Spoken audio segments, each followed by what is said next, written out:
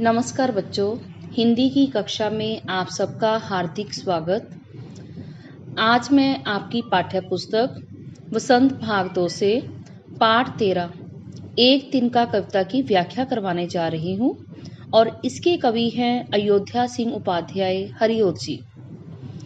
उन्होंने इस छोटी सी कविता के माध्यम से हमें घमंड ना करने का संदेश दिया है, क्योंकि कभी कभी छोटी से छोटी चीज भी हमारे बड़े से बड़े घमंड को भी तोड़ सकती है।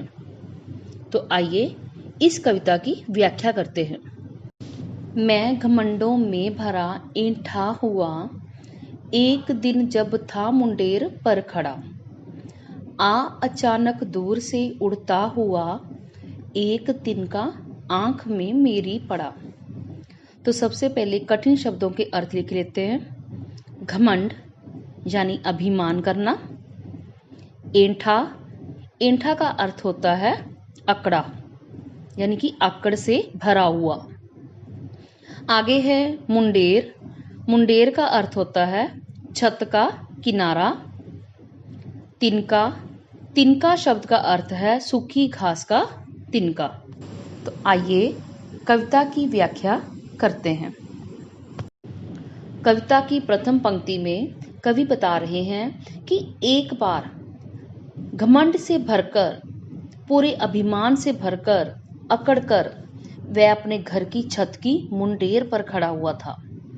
तभी अचानक क्या होता है, अचानक दूर से उड़ता हुआ, कि दूर से उड़ता हुआ एक तिनका कवि की आंख में पड़ जाता है। जैसे ही एक छोटा सा तिनका कवि की आंख में पड़ता है तो कवि की क्या दुर्दशा होती है, अगली पंक्तियों से देखते हैं। मैं झिझक उठा हुआ बेचैन सा, लाल होकर आंख भी दुखने लगी, मूठ देने लोग कपड़े की लगे, ऐंठ पे चारी दबे पांव भगी। सबसे पहले है झिझक। झिझक का अर्थ होता है हिचकिचाना। आगे है मूठ, यानी कि कपड़े को मोड़कर मोटा और उसे गोलाकार जब हम बनाते हैं। आगे है ऐंठ, ऐंठ का अर्थ होता है अकड़। और दबे पांव भागना, इसका अर्थ होता है चुपके से निकल जाना। आइए अब हम इन पंक्तियों की व्याख्या करते हैं। तो कवि यहाँ क्या बता रहा है, मैं झिझक उठा हुआ बेचैन सा, लाल होकर आंख भी दुखने लगी। तो कवि कह रहा है कि जैसे ही तिनका उसकी आंख में पड़ता है वो एकदम हिचकिचा उठता है और बड़ा ही बेचैन हो जाता है, और कवि की आंख लाल होकर दर्द करने लगती है, दुखने लगती है। मूठ देने लोग कपड़े की लगे, ऐंठ बेचारी दबे पांव भगी।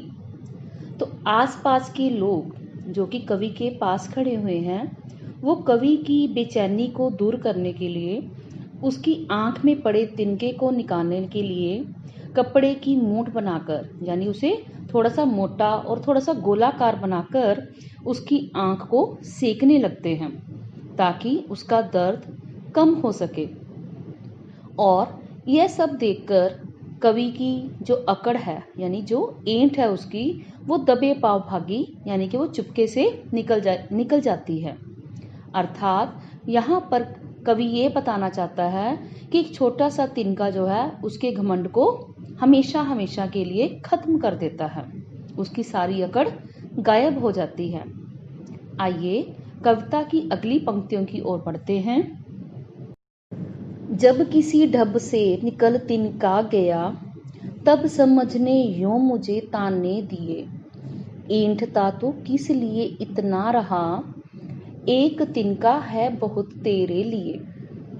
सबसे पहले कविता में आए कठिन शब्दों के अर्थ जान लेते हैं। ढब यानी तरीका, समझ यानी अक्ल या बुद्धि, ताने देना यानी व्यंग्य करना, ऐंठता यानी अकड़ना।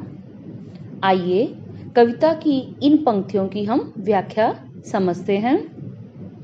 तो यहाँ पर कवि क्या बता रहा है, जब किसी ढब से निकल तिनका गया, कि यानी जब किसी तरीके से, ढब का अर्थ मैंने क्या बताया है आपको, तरीका, यानी जब किसी तरीके से उस कवि की आंख में पड़े हुए तिनके को निकाला जाता है, तब कवि की सारी अकड़ जो है ढीली पड़ जाती है। लोग किसी तरह से उस कपड़े की नोक से कवि की आंख में पड़े हुए तिनके को निकाल देते हैं। तब कवि को थोड़ी सी राहत मिलती है, थोड़ा सा चैन मिलता है। लेकिन यह सब होने पर कवि सोच में पड़ जाता है। क्या सोचता है?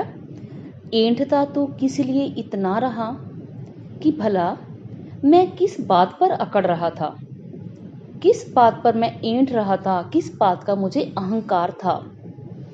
एक तिनका है बहुत तेरे लिए, तेरी अकड़ को खत्म करने के लिए, घमंड को चूर करने के लिए एक मामूली सा तिनका ही बहुत है। यानी एक छोटी सी वस्तु ने, एक मामूली सी वस्तु ने मुझे इतनी असहनीय पीड़ा दी, इतना असहनीय दुख दिया कि मेरा सारा घमंड चकनाचूर हो गया। तो यहाँ पर कवि ने मनुष्य को यही संदेश दिया है कि हमें अपने जीवन में बिल्कुल भी घमंड नहीं करना चाहिए।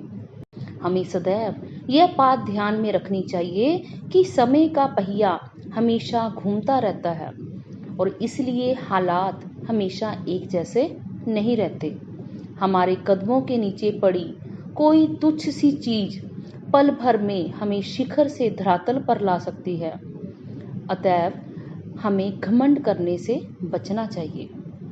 आशा करती हूँ कि यह कविता आपको अच्छी तरह से समझ आ गई होगी। धन्यवाद।